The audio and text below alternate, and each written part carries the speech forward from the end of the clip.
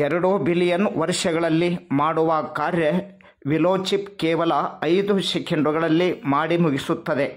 ಹಾಗಾದರೆ ಈ ವಿಲೋಚಿಪ್ ಎಂದರೇನು ಎಂಬುವುದು ಕಂದಾಯ ಉಪ ವಿಭಾಗಾಧಿಕಾರಿಗಳಾದ ಅಭೇದ್ ಗದ್ದಾಳಿಯವರು ಮಾಹಿತಿಯನ್ನು ತಿಳಿಸಿದ್ದಾರೆ. ಇಂಡಿ ವಕೀಲರ ವೃತ್ತಿ ಪವಿತ್ರವಾಗಿದ್ದು, ನಮ್ಮ ದೇಶ ಸ್ವತಂತ್ರವಾಗುವಲ್ಲಿ ವಕೀಲರ ಪಾತ್ರ ಬಹಳ ಮಹತ್ವದ್ದಾಗಿದ್ದು, ಅವರ ಕೊಡುಗೆ ಅಪಾರ ಎಂದು ಕಂದಾಯ ಉಪವಿಭಾಗ ಅಧಿಕಾರಿಗಳಾದ ಅಭೇದ್ ಗದ್ದಾಳಿಯವರು ತಮ್ಮ ಅಭಿಪ್ರಾಯವನ್ನು ವ್ಯಕ್ತಪಡಿಸಿದರು. ಇಂಡಿ ನಗರದಲ್ಲಿ ಮೆಹಬೂಬ್ ಮಕಾಶಿ ಏರ್ಪಡಿಸಿದ್ದ ಮಕಾಶಿ ಲಾ ಫಿರ್ಮದ 2ನೇ ವರ್ಷದ ಅದ್ಧೂರಿ ಸಮಾರಂಭದಲ್ಲಿ ಮುಖ್ಯ ಅತಿಥಿಗಳಾಗಿ ಕಂದಾಯ ಉಪವಿಭಾಗಾಧಿಕಾರಿಗಳಾದ ಅಭೇದ್ ಗದ್ದಾಳಿಯವರು ಮಾತನಾಡುತ್ತಿದ್ದರು. ಯಶಸ್ವಿ ವಕೀಲರಾಗಲು ಶಿಸ್ತು, ಕಠಿಣ ಪರಿಶ್ರಮ ಮತ್ತು ಸತತ ಅಧ್ಯಯನ ಅವಶ್ಯಕವಾಗಿದೆ. 10 ಪುಸ್ತಕಗಳು ಓದುವ ಬದಲು ಒಂದೇ ಪುಸ್ತಕವನ್ನು 10 ಬಾರಿ ಓದಿದಾಗ ವಿಷಯದ ಪಾಂಡಿತ್ಯ ಸಾಧಿಸಲು ಹಾಗೂ ವಿಶೇಷ ವಕೀಲರಾಗಲು ಸಾಧ್ಯ ಎಂದು ತಿಳಿಸಿದರು. ಪ್ರತಿಯೊಬ್ಬರೂ ಗುರಿ ಮುಟ್ಟುವ ಸಾಧನಗಳು ಬಹಳ ಮುಖ್ಯವಾಗುತ್ತವೆ. ಪ್ರತಿಯೊಂದರಲ್ಲೂ ಒಂದು ವಿಶೇಷ ಶಕ್ತಿ ಇದ್ದು ಇದನ್ನು ಸರಿಯಾಗಿ ಉಪಯೋಗಿಸಿಕೊಳ್ಳಬೇಕು. ಸಮಾಜದಲ್ಲಿ ಯಶಸ್ವಿಯಾದವರ ಜೀವನವನ್ನು ಉದಾಹರಣೆಯಾಗಿ ಇಟ್ಟುಕೊಳ್ಳಬೇಕೇ ವಿನಃ ಯಶಸ್ವಿಯಾಗದೇ ಇರುವವರನ್ನಲ್ಲ ಎಂದು ತಿಳಿಸಿದರು. ಪಡೆದುಕೊಳ್ಳುವ ಸಲುವಾಗಿ ವಿಷಯವನ್ನು ಸಮಗ್ರವಾಗಿ ತಿಳಿದುಕೊಳ್ಳುವುದಕ್ಕಾಗಿ ಓದಬೇಕು. ಸಮಸ್ಯೆಗಳಿಗೆ ಪರಿಹಾರ ಕಂಡುಕೊಳ್ಳಲು ಅಧ್ಯಯನದಿಂದ ಸಾಧ್ಯ ಎಂದು ತಿಳಿಸಿದರು. ಈ ಸಂದರ್ಭದಲ್ಲಿ ಪುರಸಭಾ ಸದಸ್ಯ ಜಹಾಂಗೀರ್ ಸೌದಾಗರ್, ಪುರಸಭೆ ನಾಮನಿರ್ದೇಶಿತ ಸದಸ್ಯ ರಶೀದ್ ಅರಬ್, ನ್ಯಾಯವಾದಿ ಎಸ್.ಜೆ. Walikar, Kamaluddin Ahmed, Malleshi ಎಂಬತ್ನಾಳ್, rakhi Kattimani, Siddu ಬಂಗಾರ್ತಾಳ್, MB. ಮಾಣಿಕ್, ರವಿಕಾಂತ್ ತಮಶೆಟ್ಟಿ, ಉಸ್ಮಾನ್ ಹಾಗೂ ಜಮಾದಾರ್ ವಕೀಲರು ಸೇರಿದಂತೆ ಇನ್ನೂ ಅನೇಕರು ಈ ಸಂದರ್ಭದಲ್ಲಿ ಉಪಸ್ಥಿತರಿದ್ದರು.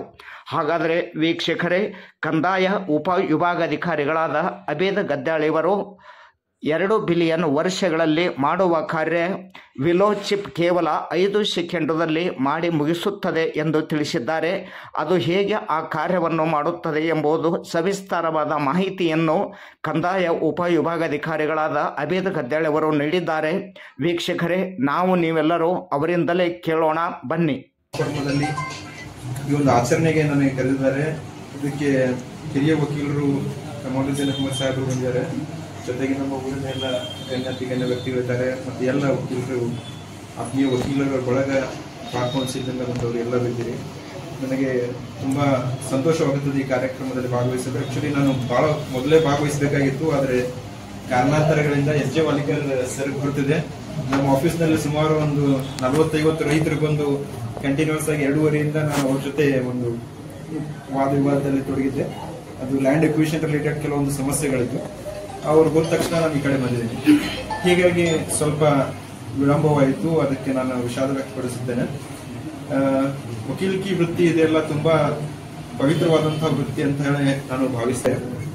ಸತ್ಯ ಮತ್ತು ಅಸತ್ಯದ ನಡು ಫೈಟ್ ನಡೆದಾಗ ಸತ್ಯ ಯಾವುದು ಅನ್ನೋದನ್ನ ಎತ್ತಿ ತೋರಿಸಿ ಸತ್ಯಮೇವ ಜಯತೆ ಮಾಡಿಸೋರಂದ್ರೆ ವಕೀಲರೆಲ್ಲ. ಸತ್ಯಮೇವ ಜಯತೆ ಅಂತ ಹೇಳಿ ನಮ್ಮ ಲೋಗೋದಲ್ಲಿ ಇರಬಹುದು, ಆದ್ರೆ ಅದು ಸತ್ಯಮೇವ ಜಯತೆ ಯಾವಾಗ ಆಗತ್ತಂತಂದ್ರೆ ವಕೀಲರು ಪ್ರಾಮಾಣಿಕವಾಗಿ ನಿಜವಾಗಿ ತಮ್ಮಲ್ಲಿರುವಂತಹ ಎಕ್ಸಲೆನ್ಸ್ ಅನ್ನ ಪೂರ್ತಿ ಅದರಲ್ಲಿ ತೊಡಗಿಸಿ ಅವರು ತಮ್ಮ ವಾದವನ್ನ ಮಂಡಿಸಿದಾಗ ಆ ಒಂದು ಸತ್ಯಕ್ಕೆ ಜಯತೆ ಆಗುತ್ತೆ. ವಕೀಲರು ಮಾಡುವಂತಹ ಪ್ರಮಾದದಿಂದ ಏನಾಗಬಹುದು ಅಂತಂದ್ರೆ ಒಬ್ಬ ನಿರಪರಾಧಿಗೆ ಶಿಕ್ಷೆ ಆಗಬಹುದು. ಇದಕ್ಕಿಂತ ದೊಡ್ಡದೇನು? ಒಬ್ಬ ನಿರಪರಾಧಿ ಏನು ಮಾಡದೇ ಇರುವಂತಹ ವ್ಯಕ್ತಿಗೆ ವಕೀಲರಾದಂತಹ ಬಂಧುಗಳು ಏನಾದರೂ ತಪ್ಪು ಮಾಡಿದರೆ ಅವನಿಗೆ ಶಿಕ್ಷೆ ಆಗುವುದು. ಆದ್ರೆ ವಕೀಲರು ಮಾಡುವಂತಹ ಒಳ್ಳೆ ಕೆಲಸದಿಂದಾಗಿ ಯಾವನು ಸಮಾಜದಲ್ಲಿ ಇಡೀ ಸಮಾಜಕ್ಕೆ ವಿರುದ್ಧವಾಗಿ ಮಾಡಿದಂತಹ ಕಾರ್ಯಗಳಿಗೆ ಅವನು ಶಿಕ್ಷೆಯನ್ನ ಕೊಡಿಸುವಂತಹ ಕೆಲಸವನ್ನ ನಾವು ಮಾಡ್ತೀವಿ. ಇದರ ಜೊತೆಗೆ ನನಗೆ ಬಹಳ ಸಂತೋಷ ಏನನ್ನಿಸ್ತಂದ್ರೆ, ನಾನು ನನ್ನ ಸಹೋದರಿಗೆ ಮೊದಲಿನಿಂದಲೂ ಹೇಳ್ತಿದ್ದೆ, ನೀನು ವಕೀಲಿಕೆ ವೃತ್ತಿ ಮಾಡು. ಯಾಕಂದ್ರೆ ನನಗೆ ಒಂದು ಏನೋ ಪ್ಯಾಷನ್ ಇತ್ತು ಮೊದಲಿನಿಂದಲೂ ಕೂಡ. ನಮ್ಮ ಮನೆಯಲ್ಲಿ ಎಲ್ಲರೂ ಟೀಚರ್ ಇದ್ದಾರೆ ಹೆಚ್ಚಾಗಿ. ನನ್ನ ಸಿಸ್ಟರ್ಗೆ, ನನ್ನ ಜೂನಿಯರ್ ಯಂಗರ್ ಸಿಸ್ಟರ್ಗೆ ನಾನು ಯಾವಾಗಲೂ ಹೇಳ್ತಿದ್ದೆ, ನೀನು ವಕೀಲಿಕೆ ಮಾಡುವಂತ ಹೇಳಿ.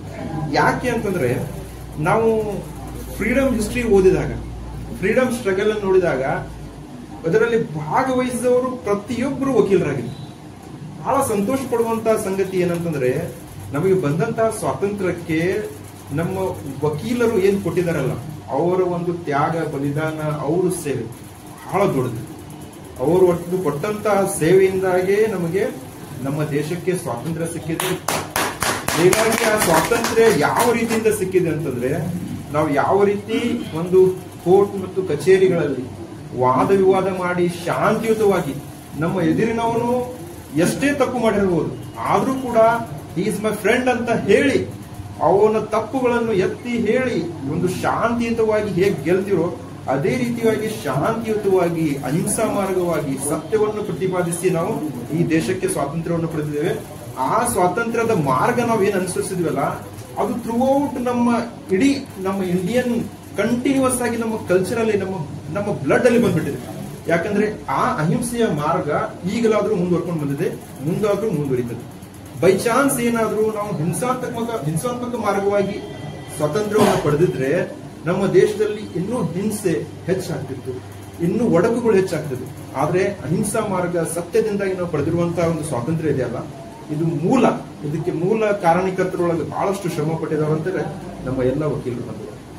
ಮತ್ತೊಂದು, ನಾನು ಒಂದು ವಿಷಯ ಹೇಳಿ ನನ್ನ ಮಾತನ್ನು ಮುಗಿಸ್ತೀನಿ, ಯಾಕಂದ್ರೆ ಎಲ್ಲ ಹಿರಿಯರಿದ್ದಾರೆ, ನಾನು ಹೆಚ್ಚಿಗೆ ಮಾತನಾಡ್ಲಿಕ್ಕೆ ಹೋಗಲ್ಲ. ನಾವು ಯಾವ ಕೆಲಸ ಮಾಡ್ತೀವಲ್ಲ ಆ ಕೆಲಸದಲ್ಲಿ ಎಕ್ಸಲೆನ್ಸ್ ಅನ್ನ ಸಾಧಿಸಬೇಕು. ಯಾಕಂದ್ರೆ ಯಾವಾಗ್ಲೂ ಕೂಡ ನೋಡಿ, ಕಾಂಪಿಟೇಷನ್ ಇರ್ತಲ್ಲ, ಕಾಂಪಿಟೇಷನ್ ಹೋದಾಗ ನಾನು ಬಹಳ ಸರಿ ಹೇಳ್ತೀನಿ, ಕಾಂಪಿಟೇಷನ್ ಹೋದಾಗ ಹೇಳ್ತಾರೆ, ಎಕ್ಸಾಂಪಲ್ ನಾವು KS ಎಕ್ಸಾಮ್ ಬರೀಬೇಕಾದ್ರೆ ನಮ್ಮಲ್ಲಿ ಬರೀ 440 ಪೋಸ್ಟ್ ಇದ್ದು, ಅಪ್ಲಿಕೇಶನ್ ಹಾಕಿದವರು, ಎಕ್ಸಾಮ್ ಬರೆದವರು 2.5 ಲಕ್ಷ ಜನ.